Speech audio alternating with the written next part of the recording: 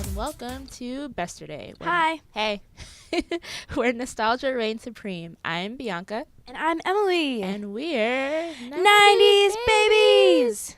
So Besterday is the podcast where we reminisce on the songs that had your heart, and we have plenty today. The movies that made you laugh, and everything pop culture from the 80s to the early aughts. So think... the Nickelodeon commercials that always wanted to make you buy the toys. Ooh, that's a good one. Always. Trying to think. Think Christmas caroling.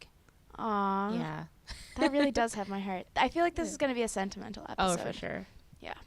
All right. So before we get started, make sure to hashtag Besterday on Twitter and Instagram and wherever your heart desires. And also make sure to send us suggestions and rate us on iTunes and give us all those pretty stars. And also follow myself on Twitter at Bianca and Rogue and Emilee at Emilee Lindner. All right, let's do this thing. Woo! So every week we talk about This Week in History, which is a special Fuse video that we put up on the website every single week. Check that out. So we're going to run through some of the highlights that we did this week. So, first off, B.B. King. Yes, B.B. King was awarded the Presidential Medal of Freedom in 2006. Congrats, B.B. Have you ever been to his restaurant in Times Square? No, I'm lying. I never been to the restaurant, but I've been there for like a turn up. Because it turns into a nightclub at night. Yeah. I've never been to the actual restaurant. I heard that it's fun there. Really? I'm sure it is, because like BB is like a cool guy. So. Yeah. Yeah. I went there once in high school on our band trip. It was awesome. Don't remember much of it, but one time at band camp. One time. We also have way throwback. This is way beyond our time. Probably when our parents were small children. Yeah. Why? Well, my parents. No, my parents weren't born yet. I forgot. Yeah, your parents are younger than mine. The Beatles released "Christmas Time Is Here Again." Christmas time is here again. This is like the trippiest. Is that your Liverpudlian accent? Yes. I can't. I was gonna try and attempt to do it. I can't. Yeah, one of the trippier songs. Maybe worse than Paul McCartney's "Wonderful Christmas Time," which is like one of the most hated Christmas songs. Is it really? Yes, which I don't understand because I think it's an amazing song. I don't think it's that bad. But Me neither. then again, my taste is very different from other people. So I think that people see Paul McCartney as the Beatle and someone who innovated music, and then he came out with this weird bouncy pop song, and everyone was just like, "What's happening? Like, is this Paul McCartney like the Beatle?" So, but no, "Christmas Time Is Here Again" is like typical like 1967 Beatles, like when they're in like the Revolver stage. Yeah. We also have in 1969 the Jackson 5 made their first appearance on the Ed Sullivan Show. Classic. Yeah. On December 14th, which is today, we're recording this today, 1977, Saturday Night Fever premiered in New York City. Staying alive, staying alive. You know, somebody asked me why we sing so much on the podcast. Oh, really? Because why not? I was like, first of all, we work for a company that doesn't like to get sued. Totally fine excuse. Yeah. But also, what's wrong with us singing? Yeah. And we talk about music all the time, so why not just showcase our amazing voices? Our amazing voices. Yeah. I mean, we're both like children of the arts. Yes, I totally agree with this statement. So Saturday Night Fever was actually partially filmed in like Bay Ridge, which is like pretty close to where I live. Oh, cool. And I've seen some epic shots of them sitting underneath the Verrazano Bridge, and I'm like, are you like riding my bike by there? Yeah. I think it's really cool. Okay, so we also have The Simpsons debuted in 1989. We've talked about how much we love The Simpsons before. Oh, yeah. And we have a little bit more recent. Avatar was released in 2009. Wow. There you have it. This Week in History. Boom. Boom, we did it. We're just breezing past it today. We've got a lot of stuff to... All right, let's keep it going, people. And I have a whole can of Coke that I've been drinking. I got the caffeine. Yes. All right. Much needed. So, in today's news, okay, I got so excited when this trailer dropped. Guys, what is it? Despicable Me 3 is coming in April 2017, and they dropped the trailer today, and it is amazing. Whoa. So what is the plot of Despicable 3? Did they say? So Gru is defeating a new villain called Balthazar Bratz. That's a very odd name, Balthazar. But very, very villainous. It is. But the villain is voiced by Trey Parker, who is of South Park fame. He's a co-creator. And the villain, he's all about the 80s because he used to be a child actor. And then he like flips around and becomes this super bad guy, but he still wears like shoulder pads and a mullet. It's so funny. And like in the trailer, Gru and Balthazar, like they battle it out on a ship, and like Gru like shoots a water gun at him, like trying to mess up his vibe, and it's funny. And the minions pop up, and it's just so cute. Do you love the minions? They are adorable. I want one, like a real life minion. I feel like the minions are more polarizing than Paul McCartney's Wonderful Christmas Time. This may be true. Do you not like the minions, Emilee? No, I think they're cute. I definitely think they were like marketed way too much, like to the point where you couldn't be able to go anywhere. Oh no, they took over pop culture for a moment. Good for them. Yeah. So I feel like Despicable Me 3. Yeah. That rhymes. Will be pretty popular. Yeah, I'm excited. Anything with minions, man. Right. So next up, in sadder news, Alan Thicke passed away on Tuesday at the age of 69 after he suffered a heart attack while playing hockey with his son Carter. Yeah, it's very sad. So Thicke he blew up. First of all, he's from Canada, but he blew up in America by starring in Growing Pains, which a lot of us grew up with watching. And fun fact, he also composed the theme songs for Different Strokes, The Facts of Life, and Wheel of Fortune, which is pretty cool. Whoa, Wheel of Fortune too? Yeah. He's no so idea. talented. And you know what's so weird is I was watching Fuller House. Like, don't judge me, but I'm not judging at all. Okay. I turned on the second season because they just hit Netflix. Yeah. And he made a cameo. Oh, yeah.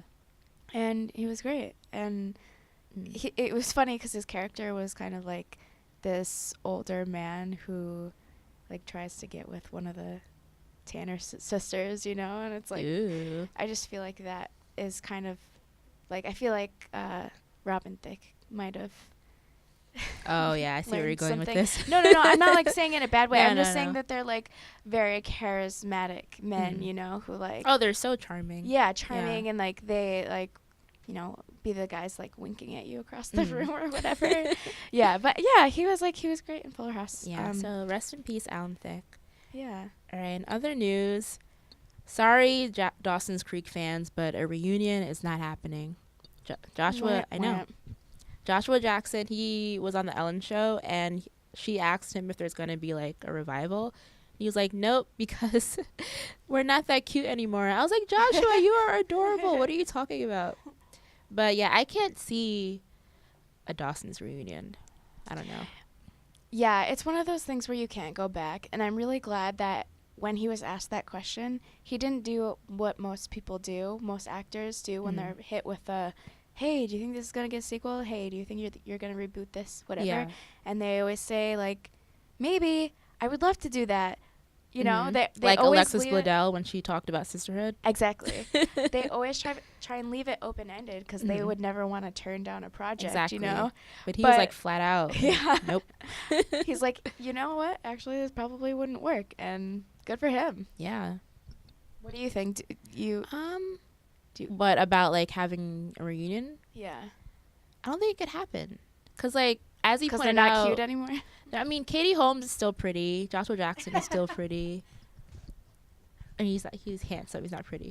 But I don't know. Like he pointed out, Michelle Williams' character died at the end of the series. So it's like she can't be a part of it. Yeah. So what's the point of having a reunion if like the entire cast, like the OG cast, can't be there? Yeah. So some things are better left in the past. Yeah, I feel like, honestly, I don't think anyone's checking for a Dawson's Creek reunion. So it's okay.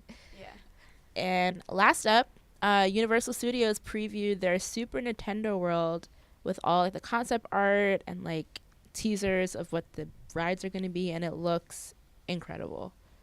Yeah. I know, it's all about Mario and Luigi. Yeah, I don't know. Were you a big like Super Mario fan? I didn't get into it until like they had the Wii version. Really? Yeah, Yeah. because I never played video games growing up. Okay, I and did. so when I was in Yeah. high school, and then like I would go to my friends' houses Got it. and then do it from there. But Yeah. I loved playing Super Mario. I love the Rainbow one, Rainbow Mhm. Road. Yeah. It's the hardest one Classic. because you always fall off. Oh my god, it's bringing me back to like Nintendo 64 days when my brother and I used to play Super Mario Brothers. Yeah, it's just Oh, like man. it's just a good game. Like you It don't. is- it's so enjoyable. Like it kind of takes you to a different world.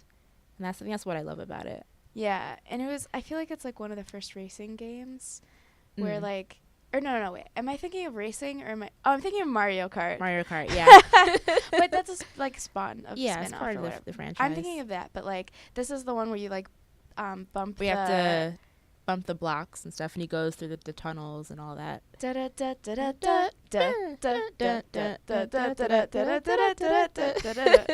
Yes, okay, I know what you're talking about. Oh, that's so, yeah, and oh my gosh, like I feel like it's just like such a rewarding game too, except when you die. But That's so morbid. You're just Except like, when you die. but you just like go through this maze and you're just like getting all the items and it's Yeah. just like so rewarding. Like, yes, give me all the coins. Yeah, I don't know. Well, I wonder how it'll translate at Universal. Yeah. It sounds like a really good idea. Yeah, I never been to any of the Universal Studios, so I think this is coming out in not next year, but like in a few summers. So once it's out, I think I'll make my journey to Universal. Yeah, and plus they have Harry Potter worlds That's true. there, so and lot of stuff. I feel like it'll just be so Yeah. fun. Cool. Yeah.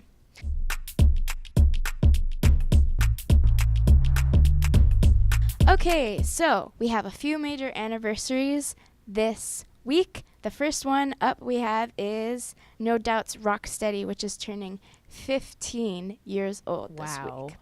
15. Every time we talk about like anniversaries, I just feel older and older.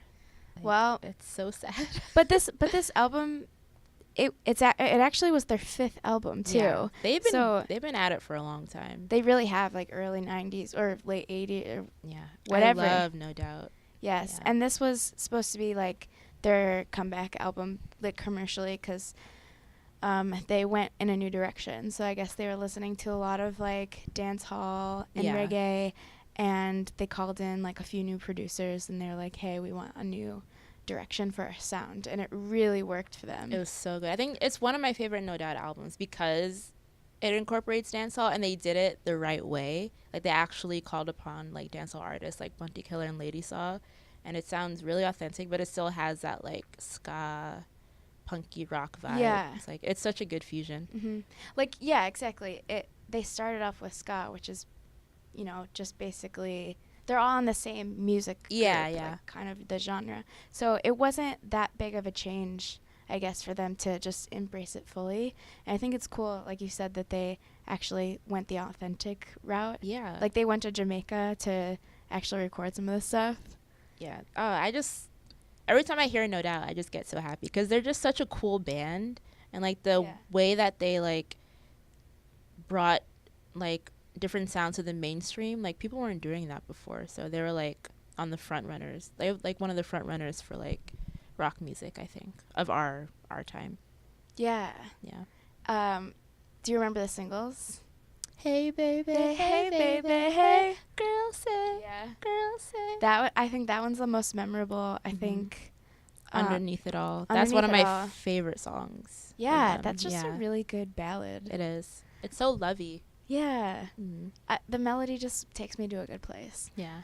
And then Hella Good Mm. was one of The them. waves keep on crashing on Yeah. me for some reason. I couldn't believe that Dun, was dun, No dun, Doubt the dun. first time I heard it. Mhm. I mean, I was like, 12 years old, so Yeah. I didn't really know But, anything. I mean, that but- was the opener for the album, so you're like, whoa, they're really changing it Yeah. up here. Yeah. Oh, I never thought about that. Yeah. That's probably why they put it as the Yeah. first track. Because it's so different from anything they've done. Yeah.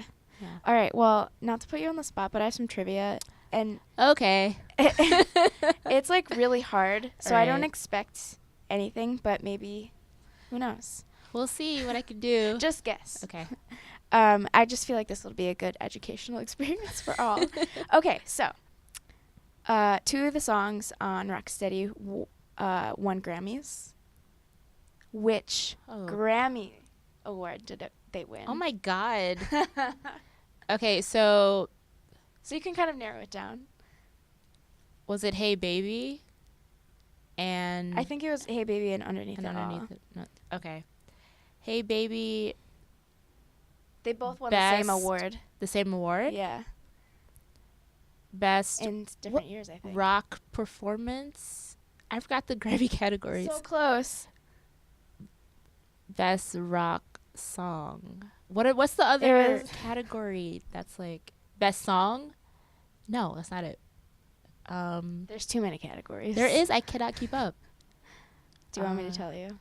Yeah. Best pop performance by a duo. Oh, that's so specific. I told you they were hard. I'm so sorry. I'm sorry I'm doing this to you. This is torturous. Okay, keep going. Okay. This one's might be harder. Unless you read the Wikipedia page. I read it before. Okay. But I still probably won't remember. Let's see. Which author did Gwen Stefani read while writing the lyrics? Oh, Sylvia Plath. Yes. See, I told you would get some of these. Sylvia Plath. Yeah. But isn't that so interesting? That is, because you wouldn't think, like, that's such a specific, I don't know, what am I trying to say, like, author. But also, like, depressing. Yeah, I think that's why she picked her, because she was in a long-distance relationship with Gavin at the time. Right. So she's going through those swings of, like, I miss my man. But, like, and I guess Sylvia spoke to her. Yeah. Yeah. I bet Sylvia helped write Underneath It All. Okay. 2 hip-hop producers worked on songs that were ditched. They're not on the album. Oh, man. Are these producers still on the album? Like, did they produce multiple songs, but some got on the album, some didn't? I don't. Or do you know? I don't think that. I think they were both kicked off the album. Who were the producers? Timbaland? Yeah. Timbaland's one of them. That was a guess. I feel like he works with everyone. So, Timbaland. Especially in that time period. Yeah. And, well, I know they work with Trill, so he's not on there. He's not, like, the kicked off one. Yeah.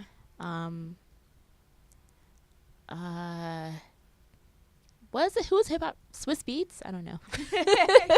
Dr. Dre. Oh, wow. I know. I wonder what that would sound like. I wonder if those demos are out there floating around on the internet. They're both in California, like. But isn't that cool? Yeah, that's so dope. Apparently, they had to ditch the songs of Timbaland and Dr. Dre because the hip hop was like too much of a different direction. Like, they didn't want to go too far. Got it. But I wonder pretty what that cool, would right? sound like. Yeah. Yeah, pretty interesting. So anyways, shout out to No Doubt for Rocksteady. Yeah, guys, #Besterday. Let us know what were your favorite songs on the album. Yeah, congratulations to those guys. Okay, we also have Dreamgirls turning 10. We are Dreamgirls. Oh, to make you happy. Oh my gosh. There's a lot of singing in this. Is that Beyonce? Is Beyonce in this room right now? We would never tell our secrets. She came all the way from Brooklyn to come to this podcast taping. Oh, yeah. It hit theaters on December 15th in New York City, but it was officially released on Christmas. Yeah. All around the country. So, I didn't watch it. Yeah, I didn't watch it in theaters, but I got the DVD as soon as it came out. Okay. Yeah. Okay. So, you have a little less than 10 years of Dreamgirls in you, but I'm going to have you take over this one because I don't know that much about Dreamgirls. Okay, so Dreamgirls. Okay, the reason why, if you don't know, B-Day, Beyonce's album, was so short is because she was filming Dreamgirls while she was recording. She was like, I got to get this album done, girl. Like, I don't have time. So she did like a few songs and like, I think she recorded in like 2 weeks. And then Dreamgirls came out after the B-Day album, and it stars her, Jamie Foxx, Jennifer Hudson, Eddie Murphy, Danny Glover, Anika Noni Rose, Keith Robinson, all major players in the game. Mm-hmm. And this was really Jennifer Hudson's like breakout. Because this was after her loss on American Idol. I still don't understand why she didn't win. But she kind of came back. Yeah, she came back with Dreamgirls. She was like, let me just show these guys what I can do. And she She won an Oscar for it, I want to say. Yeah, I think she did. She won an Oscar. Yeah. And Dreamgirls also won a lot of Golden Globes because it's just that incredible. Mm-hmm. Yeah, and the story was taken from the musical Dreamgirls back in the day. And they still stuck to the original, like, of course, original songs and stuff, but they kind of made it into a more modern, more up to date for like the younger generation. Mm-hmm. But yeah, I have never seen the movie, but I will go back and watch Jennifer Hudson's performance and just get chills every. I'm telling you. Oh, we also forgot to tell you guys that Jennifer Hudson is here right now. Whoa. We have so many guests today. I know. But that performance will forever give me chills. Yeah. It is like the best. She's done a lot of great things, but that's like the best thing that she's that was like probably one of her biggest career moments ever. Yeah. Just that song alone. And I love that it came after American Idol loss. Because it had like two different meanings too. Yeah. She's just like, you know what? Here I am. Yeah, and I'm not going nowhere. Yep. So yeah, that's pretty cool. I wonder if Beyonce will ever return to acting. I don't think she should. Whoa. But, hot take alert. But yeah, I don't think she should go back to acting. She's fine just being an iconic singer. Acting, it's okay. Or just like walking around fields and lemonade and smashing cars with baseball that's bats. Acting enough. Yeah. Like, we don't need it on the big screen. We're good. So with just videos. No more Austin Powers remix? No. Okay. All right. I guess we'll just leave it at Dreamgirls then. Okay. So we also wanted to take this episode, our 10th episode. I can't believe it's 10. Oh, my God. I know. Been killing the game. Like you said, it's been a journey. Oh, yeah. A beautiful, beautiful journey.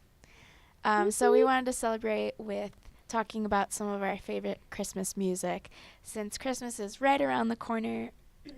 And so I asked some of our listeners on let's see what they have to say. the social medias about what their favorite Christmas music is. And so I asked people on Facebook, and I had a lot of responses. All right. So Go for it. So Shauna Katz says Hanson's Snowed In is great. Oh, I don't know that song. I didn't even know Hanson had a song. I'm pretty sure every artist, like, once in their lifetime has to make a Christmas song. at least one Christmas song, yeah. Yeah. And then of course she says Merry Christmas Baby and Baby Please Come Home. Nice Phil Spector joints. She said are her faves. So that's good. Let's see if I can find some more throwback ones that people have said. Okay. Like more Besterday artists. You know, All right. not like Elvis or anything, you know what I'm saying? Wait, Elvis is one of my favorite songs. Oh no. I didn't mean to shit on sneak this. Catherine Speller says the Jonas Brothers version of I Want a Hippopotamus for Christmas. What? Which I didn't even know existed either. Like, all these boy bands coming out of the woodwork to make Christmas I'm clearly music. missing some classic songs here. My favorite version of I Want a Hippo is what's that duo that they were on The Voice or something? They were called A Beautiful World. Oh, Great Big World. Okay, yeah. They did that song too. Oh, really? Yeah. Do you have any? I have a long list. So, you ready for this? I know. I feel like this is going to take forever because we love Christmas. I'm just going to go right into it. Then after I'm done, you could do yours. Sure. Okay. So my first one is actually Elvis Presley because my mom, she loves country music. And growing up, I listened to a lot of Elvis and Johnny Cash. And Blue Christmas from Elvis Presley is one of my favorite Christmas songs ever. Okay. Yeah. Good one. And that was in 1964.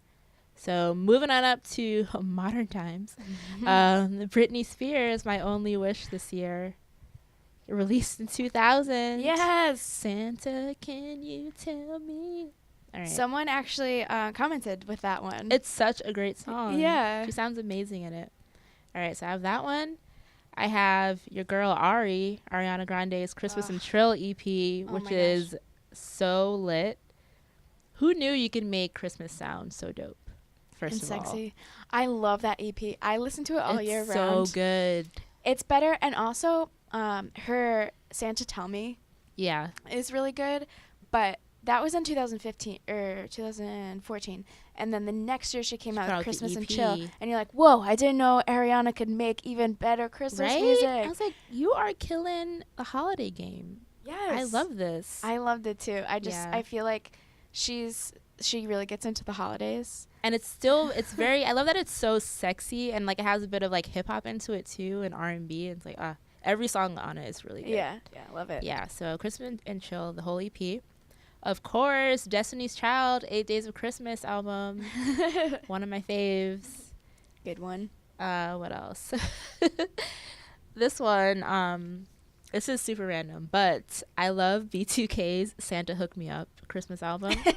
Santa Hook Me Up. With the iconic Why'd You Leave Me on Christmas. That is an amazing song. Aw. Yeah, very heartbreaking, but Wow, yeah. seems really sad. It is. All right, what else I have? Of course, you guys knew this was coming. NSYNC's Home for Christmas. What else could you ask for in a Christmas album? Wait, I have someone who said, I'll forever have a soft spot for NSYNC's Merry Christmas, Happy Holidays. Yay. I even had an ornament that played it. It died a few years ago when I dropped it. Sad face. How did I not have this? My parents did not tell me this existed. What, the ornament? Yes, I would have had that on my tree every year. What the heck? Well, you know what? I need to go on eBay and find them, and then Yes. get one for you and get one for Caitlin Jackson. Oh who my commented god! on- Shout out to Caitlin, girl. We're on the same page here. All right. So next up, I have Ashanti's Christmas album. Ashanti had a Christmas Yes, album? it came out in 2003, and it's called Ashanti's Christmas. And I remember watching I'm like laughing thinking about this. She had a world premiere of her Christmas medley video on MTV. I remember like staying up to watch it. Oh, wow. And I was just so enthralled by her because I was a huge Ashanti fan when she first came out. Yeah. Yeah, and that's bringing back memories, that Christmas album. Aww. So I love that. I Yeah. miss watching premieres of music videos Right? on TV. I remember that's how I discovered a lot of artists. Like I remember the first time I discovered Aaliyah was watching Are You That Somebody on TRL. And that was my first time seeing who this person was. So that's how Yeah. I became a fan. And like I remember seeing like Christina's Genie in a Bottle and like Britney's Oops I Did It Again. Yeah. Like I miss those days. Like I running miss home to watch the premiere. Oh, yeah, after school. absolutely. Yeah. And then the making of the video, Oh, too. That is just a classic. I miss those days so much because I love seeing like the creative aspect behind videos. I mean, videos Me too. nowadays aren't really that great anymore. It's not as big of a production as it was back in the day. But I feel like they should bring back making the video, but they already have behind the scenes videos that they kind of put on that's Vivo the or thing. whatever already. Yeah. But I feel like those are a bit impersonal sometimes. Yeah. Like I don't know. I just like seeing more details Yeah. about what's happening. Yeah, I would like a full like half-hour episode, Yeah, please. like talking to the dancers, talking to the video crew, like The what's on their stylists. mind. I want to hear everything. Yeah. Those Yeah. were good times. But yeah, those are my Christmas choices. Okay, we also have Kyle Kramer on Twitter saying that he loves a Dipset Christmas. Nice. And let's see, anyone else? I feel like the Besterday's godfather, Jason Lipschitz. Oh yeah. said that he loved Little Drummer Boy by Right. Justin Bieber. Featuring Busta Rhymes. Of course. I mean, like, why not? Why wouldn't you have Busta and Bieber on the same I track? know, that's just so normal. But yeah.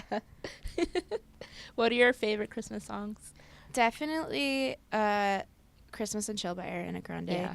I know you're a big Christina fan. Oh and yeah. Christina put out a Oh whole yeah, how did I Christmas forget that album. one? Yeah. I know. How did you forget?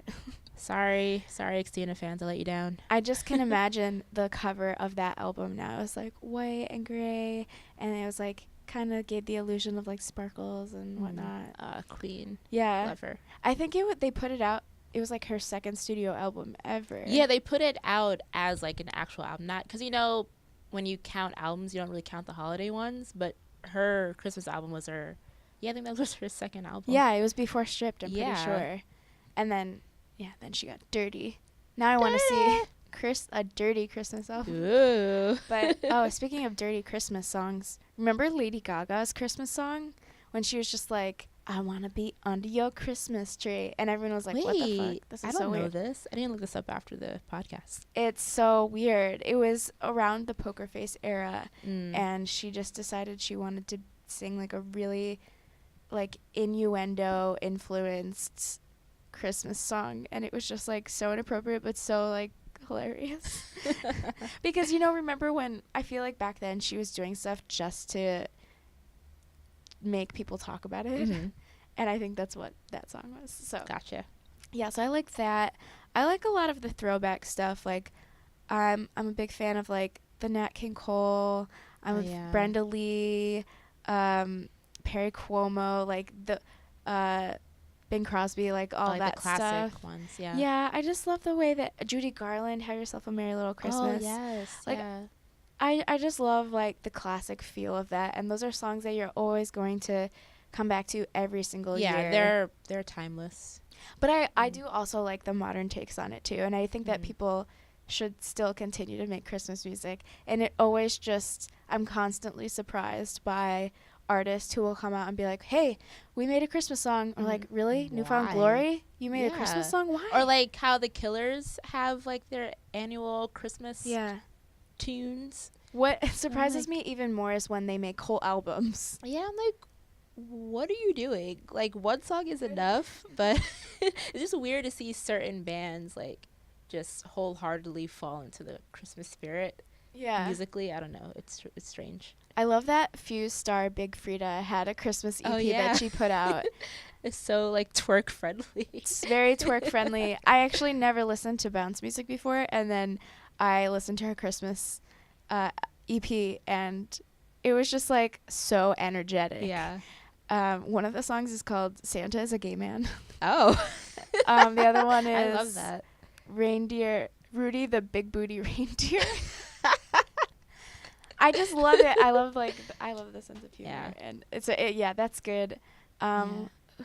There's been a lot of people this year that's put out Christmas music, and I'm just blown away. Yeah. Oh, well, if you guys want to check it out, we have a playlist that has all the Yeah. Christmas songs like of 2016. Yeah, totally. Yeah. We have a lot of Christmas playlists on Fuse. Oh yeah, we do. Just search Christmas on Fuse and you'll get a bevy of content. Yeah.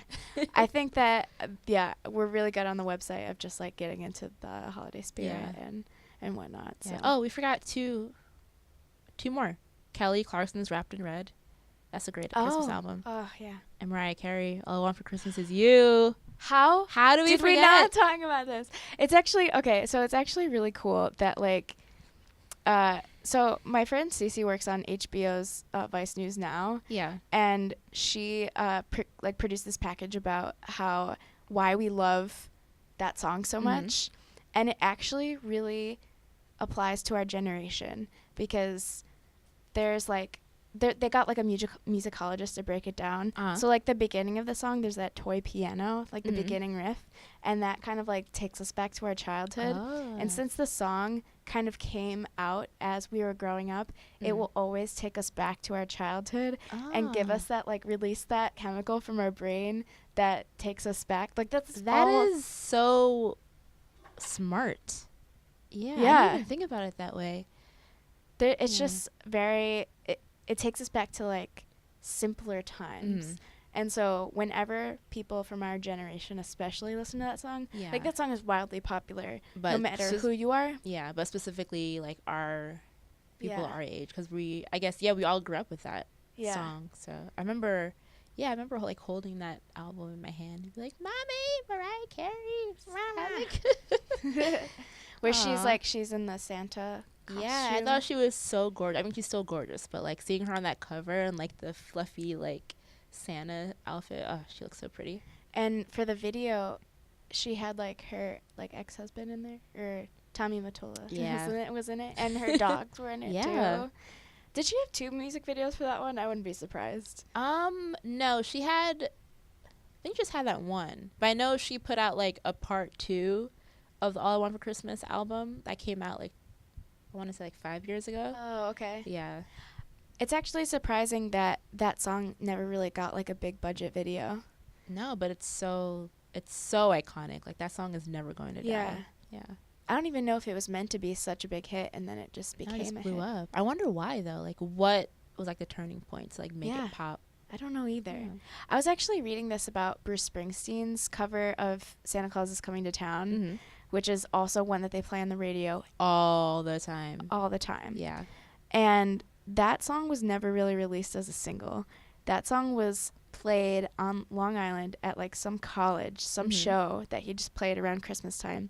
And they did a cover of that song. It was recorded, forgotten about. Yeah. And then somewhere down the road, they started playing it on the radio. And then it kind of just like snowballed. And now it's such a classic song. And it's funny how those songs just like have such long legs, but they didn't necessarily break through in the beginning. That's such a cool story. Yeah. Yeah. So you never know. Like that's the beauty of Christmas music is that you could be any artist, you know, and you could have a hit Christmas song. Everyone from like Mariah Carey to Bruce Springsteen, Hanson, apparently. Hanson. I just think it's like so all inclusive.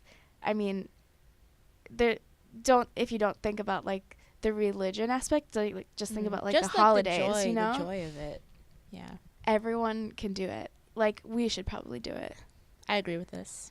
Okay. Okay. We'll chat details later. All right. Well, you guys, it's time to end. We got to go record our song now.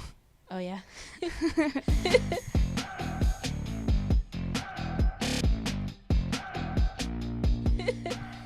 All right. Wait, did I Song of forget the Song of Week. the Week again? You knew it See? and you weren't going to say anything. I was gonna see if we're gonna remember, but you caught yourself. Yeah. Okay, well, I feel like I did this one week, and you were Last like, "How week. did you forget Song of the Week?" I know. But yeah. I'm just going to go ahead and say my Song of the Week is Bruce Springsteen. Santa Claus is Coming to Yeah. Town. Because I like when Clarence Clements does the Santa Claus impression. Okay. My song of the week is so random, but Please. I love it. as I always am. So if you guys know, I have a Then and Now column on Fuse.tv, and I was trying, since I'm going to have my last one this month, I was trying to figure out who I could interview next year, and I was like, ooh, let me just see like what are my favorite songs of all time, and this is one of them. Do you know Crazy Town Butterflies? No. Come my lady, come Yes, my yes. lady. That's honestly Sugar, baby. one of my favorite songs of all time. I don't know why, what captures me to that song, but I love it, like since I was a kid, and I want to like track Crazy Town down and interview them. Oh my gosh. So you heard it here first, guys. It's an exclusive. Hopefully no one steals your idea. I know, but if I could find them, I want to interview them for my next Then and Now column. Perfect. So, yeah. I love it. I hope you guys can like hang out. Yes. Sounds All good. right. Yeah, that's what I got. All right, you guys. So signing off. Make sure you rate us on iTunes. Give us a little Christmas present with those 5 stars. Yeah. And I'll also just spread the word with #Besterday on, Instagram, Spread Twitter, the- Facebook. Christmas joy. Perfect. And make sure you listen to back episodes on fuse.tv/Besterday. And you could also listen to all the Fuse podcasts on the website at fuse.tv/podcasts. Whoop whoop. See you guys next time. Bye.